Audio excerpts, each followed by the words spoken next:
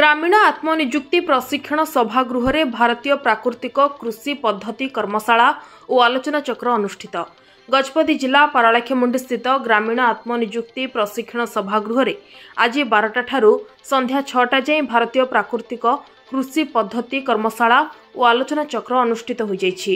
कृषि और कृषक सशक्तिकरण विभाग ओडिशा एवं एफसी इंडिया लिमिटेड पक्षरु आयोजित ଏହି କାର୍ଯ୍ୟକ୍ରମରେ सीडीएओ रवींद्र कुमार, डीडीएच सुशांत दास, ओएसएसओ पीसीए भुवनेश्वर आशुतोष छत्तर, पीडी वाटरशेड सुरेश पट्टनायक सह अन्य अतिथि माने मंचस्थ होई जैविक पद्धति कृषि संबंधी आलोचना करथिले।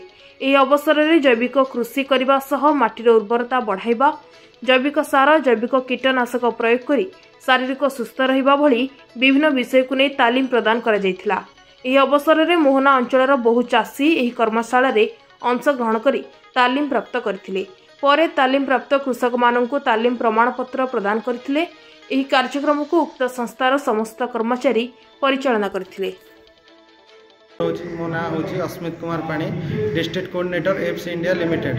आमर भारतीय प्राकृतिक कृषि पद्धतिर यहाँ द्वितीय वर्षर आमर कर्मशाला जहाँकि आम क्लस्टर कोऑर्डिनेटर चैंपियन फार्मर एवं आमर एसएलआरपी सीनियर लोकल रिसोर्स पर्सन एवं एलआरपी लोकल रिसोर्स पर्सन एवं सीआरपी मानू नहीं 15 जन स्टाफ मानू नहीं आम एक 100 जनिया कर्मशाला आयोजन करियछु।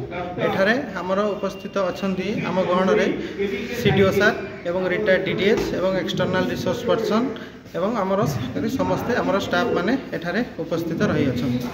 माने को विषय नहीं कि आज तालीम दबो दिया आज आमर ये विषय तालीम दिया जियो प्राकृतिक उपरे आमे केमिति चाष करबा से विषय रे आमर चाषी मानकु आमर सार माने ट्रेनिंग दे।